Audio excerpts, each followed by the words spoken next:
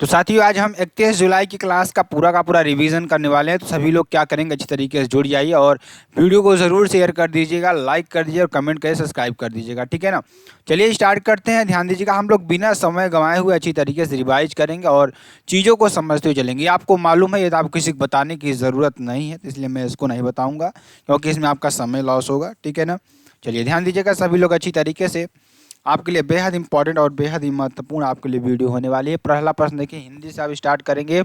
भारत की भाषा की सबसे छोटी इकाई को क्या कहा जाता है? वर्ण कहा जाता है। भाषा की सबसे छोटी मौखिक इकाई क्या कहा जाता है? उसको ध्वनि कहा जाता है। और ध्यान दीजिए, सबसे छोटी इकाई को क्या कहा जाता है? वर्ण कहा जाता है, ठीक है ना। और ध्वनि के बाद क्या बनता है? अक्षर। अक्षर के बाद क्या बनता है? शब्द। शब्द के बाद क्या बनता है? पदबंध। पदबंध के बाद बनता है उपवाक्य। उसके बाद क्या बनता है? आपका वाक्य बनता है। तो आप भी लिख लीजिए, ये सीरीज है आपके पास, ठीक है ना। चलिए ध्यान दीजिएगा सभी लोग अच्छी तरीके से। अगले क्वेश्चन की ओर बढ़ेंगे। अगला क्वेश्चन देखिए आपके लिए क्या है। अगला क्वेश्चन भी आपके लिए बेहद इंपॉर्टेंट और बेहद ही महत्वपूर्ण है, ठीक है ना। क्वेश्चन देखिए आपके लिए क्या है, तो आप बहुत ही इंपॉर्टेंट, बहुत ही महत्वपूर्ण। लिपि चिन्हों के क्रमबद्ध समूह को क्या कहते हैं? लिपि चिन्हों के क्रमबद्ध समूह को क्या कहते हैं? वर्णमाला कहते हैं। क्या कहते हैं? वर्णमाला कहते हैं। लिपि चिन्हों के क्रमबद्ध समूह को क्या कहते हैं? वर्णमाला कहते हैं, ठीक। चलिए आगे चलते हैं। आगे देखिए, ध्यान दीजिएगा सभी लोग अच्छी तरीके से। यहाँ पर हिंदी भाषा कुल कितनी वर्ण लिपियाँ हैं? तो 52 वर्ण लिपियाँ आपकी होती है। 33 व्यंजन होते हैं, याद कर लीजिएगा। हिंदी भाषा की कुल वर्ण लिपियाँ कितनी हैं? 52 हैं, जिसमें 33 व्यंजन आपके होंगे, जिसमें से क ख ग घ अंगा, च छ ज झ इयाँ, ट ठ ड ढ अणा और त थ द न प फ ब भ म य र ल व स ह, ठीक है ना। उसके बाद आपके 11 स्वर आते हैं। क्या आते हैं? 11 स्वर आपके आते हैं। अ आ इ ई उ ऊ री ए ऐ ओ औ, ठीक है ना। उसके बाद आपका क्या आएगा? ध्यान दीजिएगा। उसके बाद आपके संयुक्त व्यंजन 4 आते हैं, छ त्र ज्ञ स्र। उसके बाद आपके द्विगुण व्यंजन आते हैं, अड़ और अढ़। उसके बाद एक अयोग वाह आते हैं 2, ये आपके अंग अह, ठीक है ना। ये कुल मिलाकर 52 आपके बनते हैं, ठीक है ना। चलिए, मात्रा के आधार पर स्वर कितने प्रकार के होते हैं? 3 प्रकार के होते हैं, ह्रस्व स्वर, दीर्घ स्वर, लुप्त स्वर। लुप्त स्वर में आपका क्या आ जाएगा? ध्यान दीजिएगा, यहाँ पर देखिए, यहाँ पर क्या हो जाएगा? अ ई छोटा ऊ री, ठीक है ना। ये आपके लिए हो जाएगा, जो कि आपके लिए बेहद इंपॉर्टेंट और बेहद ही महत्वपूर्ण है। ध्यान दीजिएगा, बहुत ही इंपॉर्टेंट, बहुत ही महत्वपूर्ण आपके लिए, ध्यान दीजिए यहाँ पर।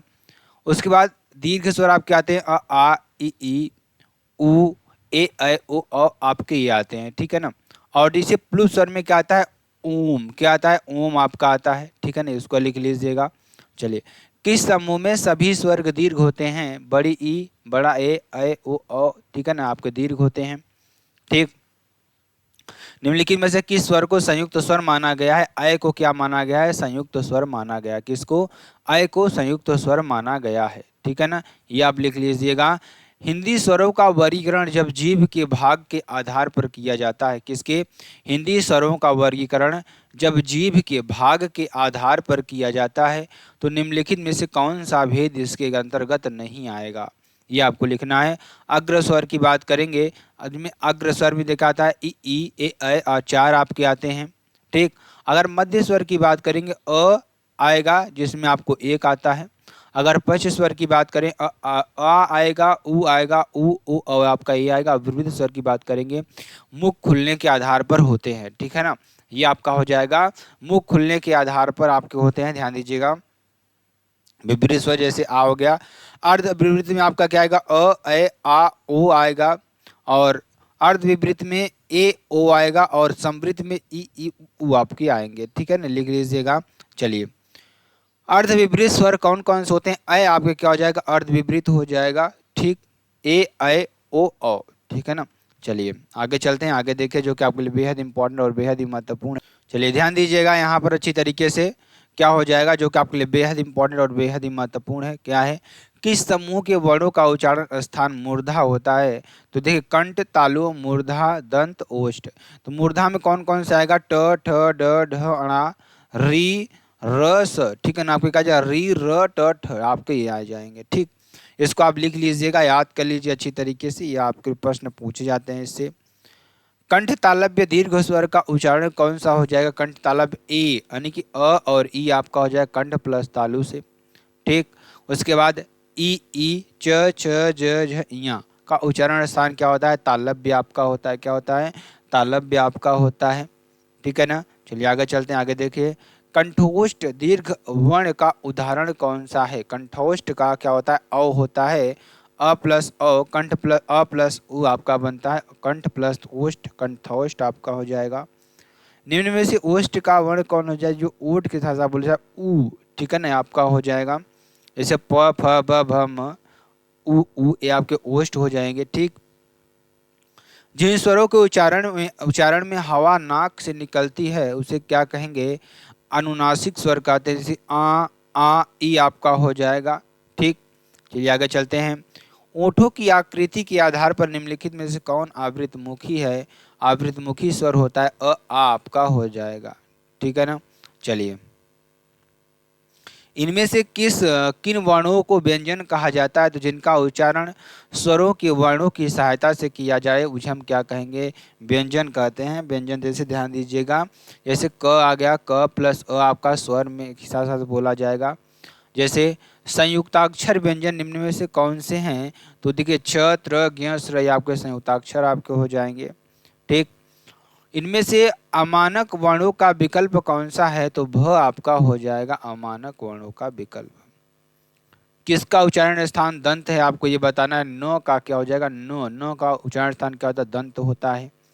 ठीक, निम्न में से कौन सा समूह सही नहीं है? तो आपका च छ ज झ ये आपका तालव्य हो जाएगा। झ ये आपका सही नहीं है, बाकी सारे सही हैं। प फ ब भ ओष्ठ हो जाएगा। निम्नलिखित में से कौन सा ऊष्म व्यंजन है? ह आपका क्या हो जाएगा? ऊष्म व्यंजन हो जाएगा। तालव्य महाप्राण घोष व्यंजन वर्ण का उदाहरण कौन सा है? तो आपका क्या हो जाएगा? झ आपका हो जाएगा। ठीक है ना, झ आपका हो जाएगा।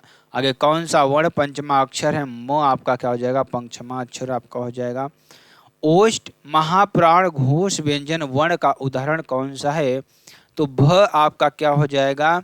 भ आपका ओष्ठ महाप्राण और घोष। महाप्राण में देखिए याद कर लीजिए, महाप्राण में 2 और 4, घोष में 3 4 5। ठीक है ना, ये आपके हो जाएंगे। चलिए ग घ में आपका देखिए कितने अघोष हैं? तो 1 और 2 क्या होते हैं? अघोष होते हैं। 1 और 2 श श श ये आपके होते हैं। ठीक, अघोष में। ठीक, सघोष में 3 4 5 सभी स्वर आपके आ जाएंगे। ठीक, इसको लिख लीजिएगा। दंत्य वत्स्य महाप्राण घोष व्यंजन का उदाहरण कौन सा हो जाएगा? ध आपका हो जाएगा। ठीक, इसमें से तालव्य महाप्राण घोष वर्ण कितने हैं? तो आपके कोई भी नहीं होगा इसमें। ठीक है ना, आगे चलेंगे। च वर्ग में महाप्राण व्यंजन वर्ण कितने होते हैं? 2 आपके हो जाएंगे। ठीक, प्रत्येक वर्ण का प्रथम एवं द्वितीय वर्ण किस प्रकार के हैं? तो ये आपके अघोष हो जाएंगे। प्रथम और द्वितीय अघोष हो जाएंगे। ठीक, चलिए ढ वर्ण का उच्चारण स्थान ट वर्ग और वर्ग का है और चौथा है। ठीक है ना, आपका ये हो जाएगा। उसमें व्यंजन कौन सा है? ह आपका क्या हो जाएगा? उसमें व्यंजन ऊपर भी आया था एक बार। ठीक, प्रत्येक वर्ग का दूसरा और चौथा वर्ण क्या कहलाता है? महाप्राण कहलाता है। ऊपर हमने आप लोगों को बताया। निम्नलिखित में से कौन सा महाप्राण ध्वनि है? तो घ आपका हो जाएगा। 2 और 4 में होता है महाप्राण। हिंदी शब्दकोश में छ का क्रम किस वर्ण के बाद आता है? तो क के बाद आपका आता है। ठीक, हिंदी वर्णमाला में कुल कितने अयोगवा होते हैं? तो 2 होते हैं, अनुस्वार और विसर्ग होते हैं। ठीक, चलिए जिस व्यंजन ध्वनि के उच्चारण के समय स्वर तंत्रियों में कंपन होता है उच्चारण स्थान के आधार पर ध्वनियों के वर्गीकरण का क्या है? काकल्य आपके होते हैं। क्या होते हैं? काकल्य होते हैं। पार्श्वी ध्वनि की बात करेंगे तो ल आपका होता है। लुंठित अप्रकंथित की बात करेंगे र आपका होता है। ठीक, चलिए र का विवरण क्या हो जाएगा? वत्स्य, लुंठित, सघोष, अल्पप्राण व्यंजक आपके हो जाएंगे। ठीक, आज का गृह कार्य के बाद आपको देख लीजिएगा। ठीक है ना, दंत की बात करेंगे त आपका हो जाएगा। त नहीं, जो नहीं है, घ द त आपका घ नहीं है। ठीक है ना, ये आप कर दीजिएगा। चलिए आगे चलेंगे, अब पढ़ेंगे। अब आपके पास आ गया क्या? मानसिक अभिरुचि के बाद आएगा जीके जीएस और उसके बाद यूपी जीके आएगा। ठीक है ना, चलिए इसको पढ़ लेते हैं। आप एक बहुभाषी बहुधार्मिक क्षेत्र में आप एक पुलिसकर्मी के रूप में तैनात हैं। आपको अ, सांप्रदायिक अ, क्या हो जाएगा, सांप्रदायिक यह हो जाएगा जो सांप्रदायिक मतलब उद्देश्य हो गया, या फिर सांप्रदायिक जो दंगे हो गए, ठीक है ना, दंगे को बिगड़ने के प्रयासों में जुड़ी एक खुफिया सूचना आपको मिलती है, विश्वसनीय स्रोतों से प्राप्त होती है। इस संदर्भ में आपको यहाँ कदम उठाना चाहिए। क्या उठाना चाहिए आपको? आपको क्या करना चाहिए? आप ऐसे असामाजिक तत्वों की अभिव्यक्ति की स्वतंत्रता के संवैधानिक अधिकार का पूर्ण सम्मान करते हुए कार्रवाई करेंगे। ये आपका नहीं होगा, ठीक है ना। आपका क्या हो जाएगा? इस सूचना को अफवाह का रूप लेने से रोकने के लिए आप हर संभव कदम उठाएंगे, ये आप कर देंगे, ठीक है ना। चलिए आगे चलेंगे, मतलब तीनों आप करेंगे, तीनों मतलब ये वाला नहीं करेंगे, ठीक। चलिए आगे चलेंगे। आप एक पुलिस अधिकारी के रूप में तैनात हैं। धार्मिक रूप से संवेदनशील इलाके में दंगे भड़क उठते हैं, जिसके लिए अतिरिक्त बल की आवश्यकता होती है। आपको क्या करना चाहिए? सुलह और शांति की अपील करने के लिए समुदाय के बुजुर्गों के साथ बात करनी चाहिए, ठीक। और आगे चलेंगे, अगला क्वेश्चन ध्यान दीजिएगा, क्या हो जाएगा? एक पुलिस अधिकारी के रूप में सांप्रदायिक सद्भाव द्वारा समाज में शांति और स्थिरता कायम करने के लिए आप क्या करेंगे? उपरोक्त सभी मतलब सभी धर्मों और मतों से ऊपर मनुष्यता या मानवता का सम्मान करेंगे। किसी भी व्यक्ति को उसके विश्वास के विरुद्ध जाने पर विवश नहीं करेंगे। किसी अन्य व्यक्ति के धर्म संबंधी नियमों और मान्यताओं पर रोक टीका टिप्पणी नहीं करेंगे, ठीक। मतलब उपरोक्त में सभी कार्य और व्यवहार को निर्देशित करें, आप ऐसा सुनिश्चित करेंगे, ठीक। आप एक पुलिस अधिकारी के रूप में एक संवेदनशील इलाके में तैनात हैं। आपके लिए निम्नलिखित में से क्या जानना आवश्यक नहीं है? क्या जानना आवश्यक नहीं है? एक अल्पसंख्यक दंपति द्वारा पैदा किए जा रहे बच्चों की औसत संख्या, ये जानना आपके लिए आवश्यक नहीं है, ठीक। एक पुलिस अधिकारी को पता चलता है कि उसके क्षेत्र में एक धार्मिक त्यौहार के दौरान जुलूस निकालने की परंपरागत रास्तों को बदलने की मांग की जा रही है। इस स्थिति को संभालने का सबसे अच्छा तरीका क्या है? सबसे अच्छा तरीका, यदि किसी अप्रत्याशित घटना की संभावना नहीं है तो परंपरागत रास्ता ही बनाए रखें और सुरक्षा व्यवस्था कड़ी करें, ठीक। चलिए, आप एक पुलिस अधिकारी के रूप में सांप्रदायिक रूप से संवेदनशील इलाके में तैनात हैं। आप निम्नलिखित में से क्या कदम उठाएंगे, ये आपको बताएंगे। विभिन्न समुदायों के नेताओं के साथ मिलकर एक कोड ऑफ कंडक्ट तैयार करेंगे ताकि विभिन्न त्योहारों को शांतिपूर्ण तरीके से मनाया जा सके। अपने इलाके में शांति समितियों की स्थापना करेंगे। इन शांति समितियों में मोहल्ला समिति के माध्यम से आप इस कोड ऑफ कंडक्ट का प्रचार प्रसार जनता से कराएंगे, और जो नागरिक इन कोड ऑफ कंडक्ट से असहमत होंगे उनके खिलाफ सख्त कानूनी कार्रवाई में आप नहीं हिचकेंगे, ये आपको कर देना है, ठीक है ना। ये आप नहीं करेंगे। चलिए आगे चलेंगे। एक पुलिस अधिकारी के रूप में आप एक संवेदनशील इलाके में तैनात हैं। सांप्रदायिक दंगों को होने रोकने के लिए आपकी ये वही प्रश्न आ गया।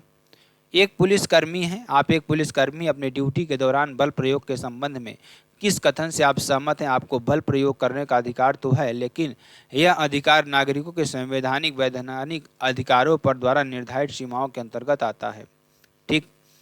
सांप्रदायिक दंगों की स्थिति से आप एक अधिकारी के रूप में, ध्यान दीजिएगा, क्या हो जाएगा? ध्यान दीजिएगा, जो कि आपके लिए बेहद इंपॉर्टेंट और बेहद ही महत्वपूर्ण है। क्या है? सब लोग अच्छी तरीके से ध्यान दीजिएगा। क्या है कि सांप्रदायिक दंगों की स्थिति में आप एक अधिकारी के रूप में राहत और पुनर्वास के लिए क्या कदम उठाएंगे? ध्यान दीजिएगा, आप पीड़ितों को राहत और पुनर्वास कार्य का पूरा लाभ पहुंचाने के लिए उपरोक्त सभी कदम उठाएंगे, ठीक।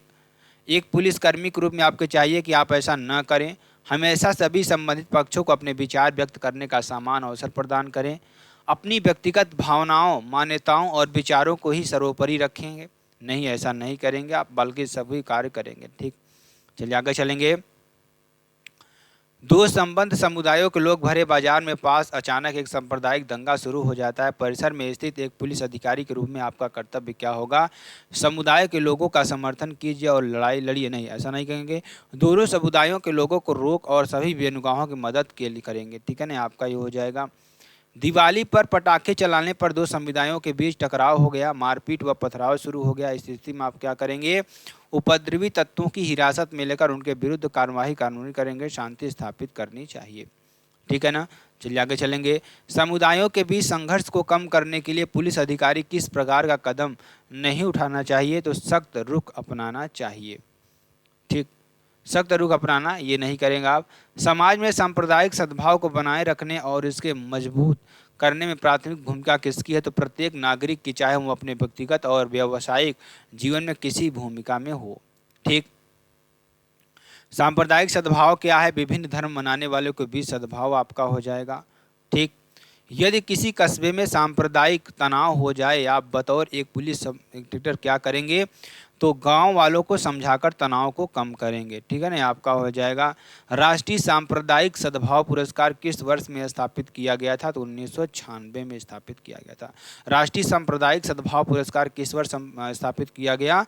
तो 1996 में किया गया। सांप्रदायिक सद्भाव क्या होता है? सांप्रदायिक सद्भाव का अर्थ विभिन्न धर्म, जाति और सामाजिक समूहों के बीच सद्भावना, सहयोग और स्वीकार्यता की भावना से है। ठीक। सांप्रदायिक सद्भाव क्या होता है? सांप्रदायिक का मूल उद्देश्य समाज के विभिन्न समूहों को आपसी समझ, सम्मान और सहयोग के आधार पर एकजुट करना होता है। प्राचीन समय में धर्म सापेक्ष राज्य होते थे जिनमें धार्मिक कट्टरता होती थी और अपने धर्म के वर्चस्व को बढ़ाने के लिए युद्ध करते थे। हालांकि लेकिन आज के युग में विधि के शासन के अनुसार राज्य चलता है, लेकिन धर्मनिरपेक्ष राज्य है। ठीक। सांप्रदायिक सद्भाव के बीच कुछ विकार मानसिकता वाले लोग होते हैं जो अपने निजी लाभ के लिए सौहार्द को बिगाड़ते हैं, और जब सौहार्द बिगड़ता है तब समाज में तनाव पैदा होता है, जिससे से दंगा होने की आशंका होती है। और इसी दंगों से निपटने और सांप्रदायिक सौहार्द को बनाने के लिए विधि के शासन की जरूरत होती है। भारत सांप्रदायिक रूप से बहुलतावादी देश है, जिसमें हिंदू 79% 1%, मुस्लिम 15.23% और सिख 1.72% रहते हैं। ठीक।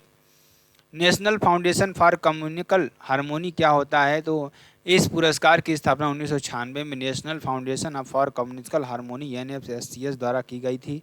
यह गृह मंत्रालय के अधीन एक NGO है। National Foundation for Communal Harmony NFC प्रतिवर्ष नवंबर में सांप्रदायिक सद्भाव अभियान सप्ताह मनाया जाता है। ठीक। संविधान की उद्देशिका 42वें संविधान संशोधन अधिनियम 1976 द्वारा भारत को संपूर्ण संपन्न प्रजातांत्रिक पंथ-निरपेक्ष गणराज्य के रूप में परिभाषित किया गया है, अर्थात भारत के किसी भी पंथ को बढ़ावा देने में अथवा प्रतिबंधित करने का कार्य नहीं करेगी।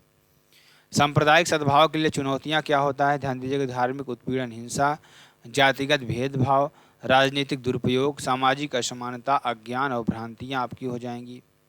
सांप्रदायिक सौहार्द बनाए रखने में पुलिस प्रशासन की भूमिका क्या होती है? धार्मिक स्थलों की सुरक्षा, असामाजिक तत्वों पर नजर रखना, सोशल मीडिया पर निगरानी रखना, संवेदनशील स्थलों की लगातार मॉनिटरिंग करना।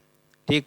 और जागरूकता कार्यक्रम चलाना, धर्मनिरपेक्षता को प्रोत्साहन देना, शिक्षा और प्रेरणा जैसे कार्यक्रम करना, जैसे कार्यक्रम चलाना और नेतृत्व को संवाद करना। ठीक है ना, आपका ये हो जाएगा।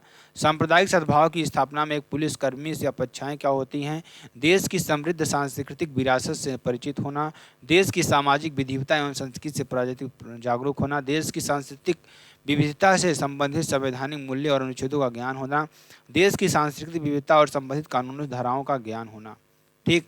चलिए, धर्म और भाषा आदि के आधार पर नागरिकों में भेदभाव न करना, अपने धर्म और भाषा आदि के आधार पर पूर्वाग्रहों को स्वयं मुक्त करना, बहुधार्मिक और बहुभाषाई समाज में सांप्रदायिक सद्भाव के महत्व को समझना, समाज में सांप्रदायिक सद्भाव बनाए रखने और मजबूत करने में पुलिस विभाग और एक पुलिसकर्मी की भूमिका महत्व समझना। ठीक। सामुदायिक पुलिसिंग की बात करेंगे। शांति के समय सभी समुदाय के नेताओं और पृष्ठभूमि के सदस्यों के साथ पुलिस के निकट संबंध होने चाहिए, जिससे आवश्यक सूचनाएं एवं विश्वास सहयोग बढ़े। पुलिस को विभिन्न समुदाय के वरिष्ठ लोगों एवं सामाजिक नेताओं के माध्यम से सामाजिक सद्भाव बनाने का प्रयास करना चाहिए। मोहल्ला समितियों का गठन की बात करेंगे। मोहल्ला समितियां संवेदनशील क्षेत्रों में विभिन्न सामाजिक पृष्ठभूमियों के सदस्य की पुलिस द्वारा निर्मित समितियां होती हैं। यह विपरीत स्थितियों में आवश्यक इनपुट तथा राहत सामग्री पहुंचाने में लाभदायक होती हैं। संवेदनशील क्षेत्रों की निगरानी की बात करेंगे। सांप्रदायिक रूप से संवेदनशीलता क्षेत्रों का नियमित दौरा व जानकारी तथा इन क्षेत्रों में ड्रोन CCTV से निगरानी आपका हो जाएगा।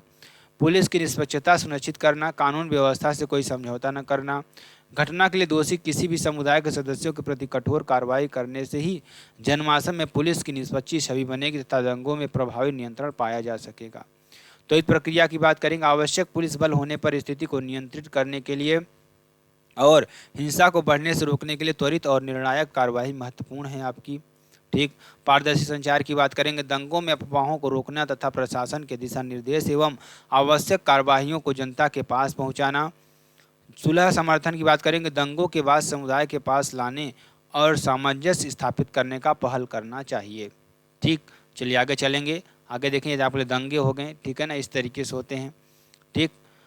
पुलिस द्वारा बल प्रयोग करने के चरण, भावनात्मक संवाद, किसी जगह पर भीड़ पूरी तरह से उग्र होने के लिए तैयार है या उग्र है तो वहाँ सर्वप्रथम आपकी कोशिश यही रहेगी कि आपने अधिकारों का पूर्णतः उपयोग करते हुए लोगों के साथ भावनात्मक संवाद स्थापित करने की कोशिश करें। नियंत्रण पुलिस की बात करेंगे, नियंत्रण की बात करेंगे, अगर संवाद से भीड़ शांत नहीं होती तो अपील करेंगे और धारा 44 लागू करेंगे, जिससे कि 5 व्यक्ति से अधिक लोग एक जगह पर खड़े नहीं हो सकते। ठीक। हाल प्रयोग करेंगे, किसी भी प्रकार के बल उपयोग के लिए मजिस्ट्रेट द्वारा अनुमति लेनी होगी, तब मजिस्ट्रेट अधिकार पत्र जारी करता है। ठीक। इसमें सिर्फ पानी, लाठीचार्ज, गैस का इस्तेमाल करेंगे, जिसमें भी पानी और आंसू गैस को पैरों में मारा जाता है। ठीक। दूसरे चरण में रबड़ बुलेट का प्रयोग करेंगे, वो भी कमर के नीचे। ठीक है ना। चलिए, बल प्रयोग के समय किसी को चोट पहुंची है तो उन्हें अस्पताल में पहुंचना आपकी नैतिक जिम्मेदारी है। ठीक। यस यानी 4S फार्मूला की बात करेंगे, या सोर्स पकड़ को सुनिश्चित करना, पकड़े हुए व्यक्ति को शांत करना, समूह भीड़ से अलग करना और तलाशी लेना। ठीक। आगे चलेंगे। अब आ गया हमारा यूपी जीके के बारे में बात करेंगे। यूपी जीके बहुत ही इंपॉर्टेंट और बहुत ही महत्वपूर्ण है। तो चलिए, उत्तर प्रदेश के किस विश्वविद्यालय को पूर्व का ऑक्सफोर्ड कहा जाता है? इलाहाबाद विश्वविद्यालय की स्थापना 1887 ईस्वी में होती है, 23 सितंबर। देश का चौथा व प्रदेश का प्रथम विश्वविद्यालय है। ठीक। और संयुक्त प्रांत में lieutenant governor sir William more की देखरेख में बनाया गया और भवन का डिजाइन सर विलियम एमर्सन ने किया। ठीक। आगे 2005 में केंद्रीय विश्वविद्यालय का दर्जा प्रदान किया गया और मोतीलाल नेहरू प्रौद्योगिकी संस्थान और डॉक्टर राजेंद्र प्रसाद राष्ट्रीय विश्वविद्यालय प्रयागराज में आपका हो जाएगा। ठीक। कानपुर में स्थित कृषि और प्रौद्योगिकी विश्वविद्यालय का नाम किस सेनानी के नाम पर रखा गया? चंद्रशेखर आजाद के नाम पर। आधारशिला 15 जनवरी 1974 को। आचार्य नरेंद्र देव कृषि एवं प्रौद्योगिकी विश्वविद्यालय अयोध्या में आपका हो जाएगा। सरदार वल्लभ भाई कृषि एवं प्रौद्योगिकी विश्वविद्यालय मेरठ में आपका हो जाएगा। आगे बांदा कृषि एवं प्रौद्योगिकी विश्वविद्यालय बांदा में आपका हो जाएगा। बनारस हिंदू विश्वविद्यालय किस वर्ष स्थापित किया गया? 1916 ईस्वी में। संस्थापक पंडित मदन मोहन मालवीय। प्रमुख भूमिका सेंट्रल हिंदू कॉलेज एनिबेसेंट 1898। विश्वविद्यालय को राष्ट्रीय महत्व का संस्थान का दर्जा प्राप्त है। ठीक। शिलान्यास चार्ल्स हार्डिंग करते हैं और औपचारिक रूप से उद्घाटन 1921 में प्रिंस ऑफ वेल्स करते हैं। एशिया का सबसे बड़ा आवासीय विश्वविद्यालय है। ठीक। जगत गुरु राम भद्राचार्य विकलांग विश्वविद्यालय दुनिया की अपनी तरह का पहला विश्वविद्यालय उत्तर प्रदेश में स्थित है, चित्रकूट में। स्थापना 27 सितंबर आपका हो जाएगा और जगत गुरु राम भद्राचार्य के दिव्यांग विश्वविद्यालय 2023 में बना। ठीक है ना। आगे डॉक्टर शकुंतला मिश्रा राष्ट्रीय पुनर्निवास विश्वविद्यालय लखनऊ में आपका हो जाएगा। Doctor Ambedkar institute of technology for handicapped Kanpur में आपका हो जाएगा। ठीक। मदन मोहन मालवीय प्रौद्योगिकी विश्वविद्यालय आपका कहाँ हो जाएगा? मदन मोहन मालवीय प्रौद्योगिकी विश्वविद्यालय गोरखपुर में। और 1962 में मदन मोहन मालवीय इंजीनियरिंग कॉलेज की स्थापना नाम बदलकर 1 दिसंबर 2013 को ऊपर वाला रखा गया, मतलब जो आपको पता है मदन मोहन मालवीय। पंडित दीनदयाल उपाध्याय विश्वविद्यालय गोरखपुर में। पंडित दीनदयाल उपाध्याय विश्वविद्यालय गोरखपुर में। वीर बहादुर सिंह पूर्वांचल विश्वविद्यालय जौनपुर आपका हो जाएगा। पंडित दीनदयाल उपाध्याय पशु चिकित्सा विश्वविद्यालय अवस्थित है मथुरा में आपका हो जाएगा। स्थापना 2001 में। महात्मा ज्योतिबा फूले रुहेलखंड विश्वविद्यालय बरेली और डॉक्टर राम मनोहर लोहिया राष्ट्रीय विधि विश्वविद्यालय आपका लखनऊ आपका हो जाएगा। छत्रपति साहू जी महाराज विश्वविद्यालय कानपुर आपका हो जाएगा। डॉक्टर APJ अब्दुल कलाम प्राविधिक विश्वविद्यालय लखनऊ आपका हो जाएगा। ठीक। उत्तर प्रदेश पंडित दीनदयाल उपाध्याय पशु चिकित्सा विज्ञान विश्वविद्यालय एवं गौ अनुसंधान संस्थान आपका मथुरा में हो जाएगा। देश का प्रथम हाथी अस्पताल आपका हो जाएगा। केंद्रीय तिब्बती अध्ययन विश्वविद्यालय सारनाथ वाराणसी किस वर्ष में स्थापित किया गया था? तो 1967 में स्थापित किया गया था। राजा महेंद्र प्रताप सिंह राज्य विश्वविद्यालय अलीगढ़ में और महाराजा सुहेलदेव राज्य विश्वविद्यालय आजमगढ़ में आपका हो जाएगा। उत्तर प्रदेश पुलिस और फॉरेंसिक साइंस विश्वविद्यालय लखनऊ आपका हो जाएगा। उत्तर प्रदेश में कृषि विश्वविद्यालयों की संख्या कितनी है? 5 आपकी हो जाएगी। महात्मा बुद्ध कृषि एवं प्रौद्योगिकी विश्वविद्यालय कुशीनगर। उत्तर प्रदेश पुलिस का सोशल मीडिया कमांड एवं अनुसंधान केंद्र मेरठ में हो जाएगा। और डॉक्टर भीमराव अंबेडकर पुलिस अकादमी मुरादाबाद में। प्रदेश का पहला ट्रांसजेंडर विश्वविद्यालय आपका यही हो जाएगा, महात्मा बुद्ध कृषि एवं प्रौद्योगिकी विश्वविद्यालय कुशीनगर। उत्तर प्रदेश पुलिस का सोशल मीडिया कमांड अनुसंधान केंद्र मेरठ में। और डॉक्टर भीमराव अंबेडकर पुलिस अकादमी मुरादाबाद आपका हो जाएगा। उत्तर प्रदेश में केंद्रीय विश्वविद्यालयों की संख्या कितनी है? 6। प्रयागराज विश्वविद्यालय प्रयागराज में 23 सितंबर 1887, बनारस हिंदू विश्वविद्यालय 1916 में और वाराणसी में। और अलीगढ़ मुस्लिम विश्वविद्यालय अलीगढ़ 1920 में। और बाबा साहेब भीमराव अम्बेडकर विश्वविद्यालय लखनऊ 1996 में आपका हो जाएगा। और रानी लक्ष्मीबाई केंद्रीय कृषि विश्वविद्यालय झांसी में 2014 में आपका हो जाएगा। डॉक्टर राजीव गांधी राष्ट्रीय विमानन विश्वविद्यालय अमेठी में 2018 में आपका हो जाएगा। ठीक। उत्तर प्रदेश का एकमात्र मुक्त विश्वविद्यालय जाना जाता है किसके नाम से? राष्ट्रीय पुरुषोत्तम टंडन मुक्त विद्यालय के नाम से, प्रयागराज 1998 आपका हो जाएगा। ठीक। संपूर्णानंद संस्कृत विश्वविद्यालय वाराणसी 1791 में, जोनाथन डंकन पुराना नाम शासकीय संस्कृत विश्वविद्यालय 22 मार्च 1958 को उत्तर प्रदेश तत्कालीन सीएम डॉक्टर संपूर्णानंद के विशेष प्रयास द्वारा इसे विश्वविद्यालय का दर्जा दिया गया। 1974 में नाम बदलकर संपूर्णानंद संस्कृत विश्वविद्यालय किया गया। पृथक रूप से व्यावसायिक शिक्षा विभाग का उत्तर प्रदेश में गठन कब किया गया? 2007 से 8 में किया गया। और प्रदेश में प्राथमिक शिक्षा निदेशालय 1972 में प्रयागराज में। और राज्य शैक्षिक अनुसंधान एवं प्रशिक्षण परिषद 1981 आपका हो जाएगा। कन्हैयालाल मानिकलाल केंद्रीय हिंदी संस्थान आपका आगरा में हो जाएगा। राष्ट्रीय हिंदी संग्रहालय आगरा। और मेजर ध्यानचंद खेल विश्वविद्यालय मेरठ में आपका हो जाएगा। राजीव गांधी राष्ट्रीय विमानन विश्वविद्यालय उत्तर प्रदेश में कहाँ स्थित है? फुर्सतगंज अमेठी में आपका हो जाएगा। 2013 में अधिनियम, 2018 में धरातल पर। और भारत का पहला विमानन विश्वविद्यालय आपका हो जाएगा। संपूर्णानंद संस्कृत विश्वविद्यालय वाराणसी में आपका हो जाएगा। और राष्ट्र केंद्रीय हिंदी शिक्षण मंडल आपका आगरा में। और डॉक्टर शकुंतला मिश्र विश्वविद्यालय लखनऊ। और चौधरी चरण सिंह विश्वविद्यालय मेरठ में आपका हो जाएगा। ठीक है ना। चलिए आगे चलते हैं। उत्तर प्रदेश में स्वतंत्रता से पूर्व कुल कितने विश्वविद्यालय थे? 5 आपके हो जाएंगे। ठीक है ना।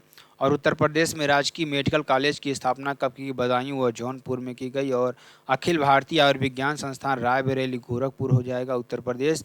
आयुर्विज्ञान विश्वविद्यालय सैफई इटावा आपका हो जाएगा। कन्हैयालाल मानिकलाल केंद्रीय हिंदी संस्थान स्थित है आगरा में आपका हो जाएगा। ठीक। काशी विद्यापीठ के संस्थापक कौन थे? बाबू शिव प्रसाद गुप्त थे। कौन थे? बाबू शिव प्रसाद गुप्त 1921 ईस्वी में 10 फरवरी 1920 आपका हो जाएगा। ठीक है ना। चलिए सूची 1 को सूची 2 में सुमेलित किया था, नीचे दिए गए कोड के उत्तर दीजिए। राज्य ललित कला अकादमी लखनऊ 1986 ईस्वी में। उत्तर प्रदेश संगीत नाटक अकादमी लखनऊ 1875। भारतेंदु नाटक अकादमी 1963। और अयोध्या शोध संस्थान अयोध्या आपका हो जाएगा 1962 में। ठीक है ना। चलिए आगे चलेंगे। अगला क्वेश्चन ध्यान दीजिएगा। अब आ गया आपका क्या मेरे प्यारो? जीएस आ गया। जीएस को अच्छी तरीके से पढ़ते हैं। चलिए ध्यान दीजिएगा सभी लोग। कुषाण शासक कनिष्क का राज्याभिषेक किस में सन में हुआ? तो 78 एडी में आपका हुआ। शंख संवत विक्रम संवत 57 बीसी। गुप्त वंश आपका हो जाएगा 319 एडी। ठीक। चलिए आगे चल लेंगे। देखिए कनिष्क ने क्या किया? शुद्ध सोने के सिक्के चुराए। इसके दरबारी कौन थे? चरक थे, नागार्जुन, अश्वघोष और वसुमित्र थे। बौद्ध भिक्षु इन्हें कहा जाता था। और बुक कौन सी? प्रज्ञा पारमिता सूत्र में भारत का आइंस्टीन इन्हें कहा जाता था। सूची 1 को सूची 2 से सुमेलित किया था। सूचियों के नीचे दिए कूट का सही उत्तर दीजिए। चालुक्य वंश बादामी, पल्लव वंश कांचीपुरम। और हर्ष कहाँ से? कन्नौज से। और पांड्य कहाँ से? मदुरई से आपके हो जाएंगे। ठीक है ना। चलिए चालुक्यों की राजधानी कहाँ थी? वातापी में थी। ठीक है। संस्थापक पुलकेशिन प्रथम थे। ठीक। चलिए आगे चलते हैं। आगे देखिए आपके लिए क्या हो जाएगा। निम्न गुप्त शासकों में से कौन सर्वप्रथम महाराजा धीराज की उपाधि धारण करने वाला था? तो चंद्रगुप्त प्रथम था। कौन था? चंद्रगुप्त प्रथम था। ठीक। और ये पुत्र, इनका पुत्र कौन था? चंद्रगुप्त समुद्रगुप्त का 335 से 380 में भारत का नेपोलियन कहा जाता था। ठीक है ना। और विसेंट स्मिथ ने कहा था। ठीक है ना। चलिए आगे चलेंगे। आगे देखेंगे। ध्यान दीजिएगा जो कि आपके लिए बेहद इंपॉर्टेंट और बेहद ही महत्वपूर्ण है। निम्न में से किस गुप्त शासक को पहली बार अभिलेख जारी करने का दायित्व दिया जाता है? ठीक है ना। आगे चलेंगे, आगे देखें जो कि आपके लिए बेहद इंपॉर्टेंट और बेहद ही महत्वपूर्ण है। निम्न में से किस गुप्त शासक को पहली बार अभिलेख जारी करने का दायित्व तो दिया जाता है? समुद्रगुप्त को आपका हो जाएगा। ठीक, प्रयाग प्रशस्ति अभिलेख, कृषि हरिशेण, समुद्रगुप्त के विजय अभियान आपके हो जाएंगे। समुद्रगुप्त के 9 रत्नों में से निम्न में से कौन फलित ज्योतिष संबंधित है? आपको ये बताना है। छपड़क, छपड़क हो जाएंगे। बेताल भट्ट कौन थे? जादूगर थे। और घटकर पर आपके कूटनीतिक थे। और धर्मंतरी डॉक्टर थे। और वराह मिहिर कौन थे? खगोलविद थे। और कालिदास क्या थे? लेखक थे। ठीक है ना। चलिए 399 14 15 वर्ष तक रहे। ठीक, चलिए आगे चलेंगे। भारतीय संविधान का कौन सा अनुच्छेद अल्पसंख्यक वर्ग के हितों की बात संरक्षण के संबंधित है? तो अनुच्छेद 29 आपका हो जाएगा। अनुच्छेद 29 आपका हो जाएगा। ठीक, निम्नलिखित में से कौन सा मौलिक अधिकार नहीं है? समान काम के लिए समान वेतन आपका ये मौलिक अधिकार नहीं है। ठीक है ना। चलिए, इनमें से कौन राज्य के नीति निर्देशक सिद्धांतों से सम्मिलित नहीं है? आपको ये करना है। तो सूचना का अधिकार इसमें संबंधित नहीं है। देखिए, मध्य निषेध काम का अधिकार मध्य निषेध 47 में है, आर्टिकल 41 में काम का अधिकार, 39 में आपका है समान कार्य हेतु वेतन। ठीक है ना। चलिए, भारतीय संविधान का कौन सा भाग अंतर्राष्ट्रीय शांति और सुरक्षा के प्रति राज्य के उत्तरदायित्व का उल्लेख करता है? तो आपका राज्य के नीति निषेधक तत्व सिद्धांत आर्टिकल 51 आपके हो जाएंगे। ठीक, निम्नलिखित में से कौन सा राज्य का नीति निर्देशक सिद्धांत भारतीय संविधान के बाद में जोड़ा गया? तो मुफ्त कानूनी सहायता क्या हो जाएगा? मुफ्त कानूनी सहायता आपका हो जाएगा। ठीक, 11वें मौलिक कर्तव्य को भारतीय संविधान में किस वर्ष में शामिल किया गया? 2002 ईस्वी में शामिल किया गया। कब? 2002 ईस्वी में शामिल किया गया। ठीक, और सूची 1 को सूची 2 के साथ सुमेलित कीजिए तथा सूचियों के नीचे दिए कोड का प्रयोग कीजिए। शलाल कहाँ पर है? चिनाब नदी पर शलाल बांध। और थीन बांध आपका रावी नदी पर। और काकरा पारा बांध तापी नदी पर। और नागार्जुन सागर आपका कृष्णा नदी पर है आपका। ठीक है ना, याद कर लीजिएगा। आगे ध्यान दीजिएगा, टिहरी बांध भागीरथी नदी पर उत्तराखंड में। श्रीशैलम कृष्णा नदी पर आंध्र प्रदेश में। उकाई बांध ताप्ती नदी गुजरात में। और नाथपा झाकरी सतलज हिमाचल प्रदेश में। और मैथन बराकर झारखंड में। और इडुक्की परियार केरल में। और राजा घाट बेतवा नदी पर आपका हो जाएगा। निम्नलिखित राज्यों में से किसकी सर्वाधिक तटरेखा है? तो गुजरात की सर्वाधिक तटरेखा आपकी हो जाएगी। ठीक, चलिए, भारत के किस भाग में बैरम ज्वालामुखी द्वीप है? तो अंडमान द्वीप समूह में आपका हो जाएगा। भारत का एकमात्र सक्रिय ज्वालामुखी आपका यही है। निम्नलिखित युग्मों में से कौन सा सुमेलित नहीं है? तो वट्टापराई जलप्रपात सुमेलित नहीं है, आपका यहाँ पर पेरियार नदी पर हो जाएगा। शिव समुद्रम जलप्रपात कावेरी नदी पर। जोग जलप्रपात आपका शरावती नदी पर। और धुआंधार जलप्रपात नर्मदा नदी पर आपका हो जाएगा। चित्रकूट क्या हो जाएगा? भारत का नियाग्रा कहते इंद्रावती।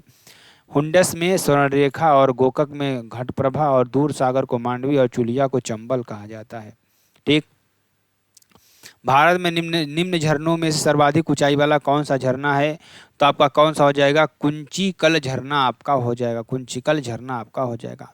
निम्न में से कौन सही सुमेलित है झील? आपका सही सुमेलित कोलेरू झील आंध्र प्रदेश में आपका हो जाएगा। ठीक, श्री हरिकोटा द्वीप तेलंगाना आंध्र प्रदेश। ठीक है ना। एक व्यक्ति स्थिर जल में नाव में खड़ा है, यदि वह किनारे की ओर चले तो नाव क्या हो जाएगी? किनारे से दूर बढ़ेगी। क्या हो जाएगी? किनारे से दूर बढ़ेगी। ठीक, जब ताप में वृद्धि की जाती है तो द्रवों का पृष्ठ तनाव क्या होता है? द्रवों का पृष्ठ तनाव घट जाता है। क्या होता है? घट जाता है। ठीक है ना। मात्रक न्यूटन प्रति मीटर। पृष्ठ तनाव का डाइन प्रति सेंटीमीटर हो जाता है। उदाहरण बूंदों का गोलाकार, सुई का जल तैरना। और कपड़ों का साफ हो जाना। शेविंग ब्रश में बालों का चिपकना। ठीक, गैल्वेनाइजेशन प्रक्रिया के मुख्यतः किस तत्व का प्रयोग किया जाता है? तो जस्ते का प्रयोग किया जाता है। ठीक है ना। आगे, निम्नलिखित में से कौन सा युग्म सही सुमेलित नहीं है? आपको ये बताना है। तो एल्यूमिनियम देखिए क्या है? बॉक्साइट का एक्स होता है। कापर क्यूपराइट और कापर ग्लास का होता है। ठीक है ना, ये आपका हो जाएगा। ये सीने बार नहीं होगा, ये मरकरी और HGS का होता है। जिंक का कैलामाइन और आयरन का हेमेटाइट और मैग्नेटाइट पायराइट आपको होता है। पिच ब्लेंड U3O8 यूरेनियम और गैलेना PBS आपका हो जाएगा। ठीक, सूची 1 को सूची 2 से सुमेलित कीजिए था। सूचियों के नीचे दिए गए कोड का उपयोग करके सही उत्तर चुनिए। विटामिन ए रतौंधी के लिए, विटामिन B1 बेरी बेरी, और विटामिन C स्कर्वी के लिए, और विटामिन D रिकेट्स के लिए आपका हो जाएगा। ठीक है ना। चलिए, निम्नांकित में से कौन सा विटामिन बी कॉम्प्लेक्स समूह को संबंधित नहीं है? तो रेटिनाल आपका हो जाएगा, क्या हो जाएगा? रेटिनाल आपका हो जाएगा। और पायरिडिक्सिन आपका B6 और B3 नियासिन, B5 पेंटोथोनिक एसिड और B7 बायोटीन हो जाएगा। और ascorbic acid, vitamin C, vitamin D में कैल्सीफेरॉल, विटामिन में टेकोफेरॉल और फिलोक्विनोन आपका हो जाएगा विटामिन की में। रेपो दर वह दर है जिस दर पर भारतीय रिजर्व बैंक बैंकों को उधार देता है। और देखिए आरआर क्या होता है? आरबीआई बैंकों से, और आरआर क्या होता है? आरबीआई बैंकों का आपका ये हो जाएगा, ठीक है ना। भारत में हाल में हुए बैंकिंग सुधार जिस कमेटी की सिफारिशों पर आधारित थे उन्हें अध्यक्ष बनाया गया, एम नरसिंघम को बनाया गया। किसको? एम नरसिंघम को। और सहकारिता केंद्र राज्य संबंध में और रंगराजन समिति भगवान संतुलन और गोईपोरिया बैंकिंग सुधार में आपका हो जाएगा। एक्सिम बैंक ऑफ इंडिया की स्थापना की गई थी, कब की गई थी? 1982 में की गई थी, ठीक। निम्न में से कौन भारतीय रिजर्व बैंक का गवर्नर नहीं रहा है? तो राजा जेचेलैया नहीं रहे हैं, मनमोहन सिंह रहे हैं, ठीक। और बिमल जालान भी रहे हैं और सी रंगराजन भी रहे हैं, ठीक। और भारत में वर्तमान में सबसे बड़ा राष्ट्रीयकृत वाणिज्यिक बैंक कौन सा? स्टेट बैंक ऑफ इंडिया हो जाएगा, ठीक। और 1921 में इंपीरियल बैंक था, प्रेसिडेंटी बैंक इसे कहा जाता था। निम्नलिखित वक्तव्यों में से बम्बई शेयर बाजार के लिए कौन सा वक्तव्य सही है? तो उपरोक्त में सभी आपका हो जाएगा। भारत का सबसे पुराना शेयर है, इसे दलाल स्ट्रीट के नाम से जाना जाता है, इसमें शेयर सूचकांक को सेंसेक्स के नाम से जाना जाता है, ठीक है ना। दादा साहेब फाल्के पुरस्कार जीतने वाले पहले भारतीय कौन थे? तो देविका रानी थी, ठीक है, सिनेमा क्षेत्र में, ठीक।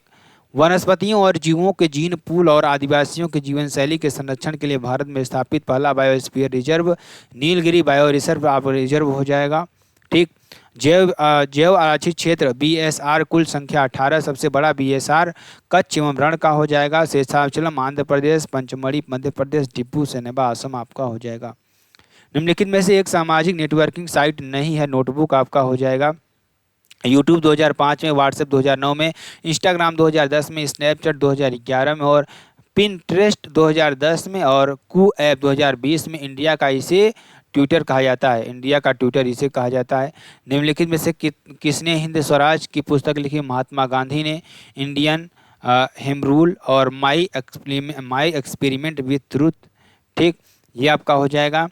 पहला क्रिकेट विश्व कप कब आयोजित किया गया था? 1975 में वेस्ट इंडीज, और 1979 में वेस्ट इंडीज जीता, 83 में और 2011 में इंडिया जीता। और T20 की शुरुआत 2007 में होती है, 7 और 24 में भारत जीतता है, ठीक।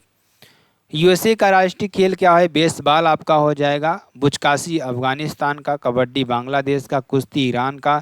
बेसबॉल में कितने खिलाड़ी होते हैं? 5 खिलाड़ी, वॉलीबॉल में 6 खिलाड़ी, नेटबॉल में 7 खिलाड़ी, और क्या हो जाएगा? बैट बॉल में 9 खिलाड़ी, और क्रिकेट और फुटबॉल और हॉकी में 11 खिलाड़ी आपके होते हैं। विश्व हास्य दिवस कब मनाया जाता है? 10 जनवरी को विश्व हास्य दिवस मनाया जाता है। पल्स पोलियो 4 जनवरी, थल सेना 15 जनवरी, पराक्रम दिवस 23 जनवरी, राष्ट्रीय बालिका दिवस 24 जनवरी को मनाया जाता है। कालिंजर का किला जो मध्यकाल के दौरान राजनीतिक रूप से महत्वपूर्ण था, स्थित था कहाँ है? प्रेमियों का किला इसे कहा जाता है अब, और उत्तर प्रदेश के बुंदेलखंड क्षेत्र में है। चुनार किला मिर्जापुर यूपी में, जहांगीर किला आगरा उत्तर प्रदेश में, रामनगर का किला वाराणसी में, फतेहपुर सिकरी आगरा, जगमऊ का किला कानपुर, आगरा किला शाहजहां आगरा में। इलाहाबाद किले का निर्माण अकबर ने 1784 ईस्वी में शायद, इसको आप देख लीजिएगा, ठीक है ना। चलिए फिर से मिलते हैं एक बार नए वीडियो के साथ, तब तक के लिए जय हिंद जय भारत।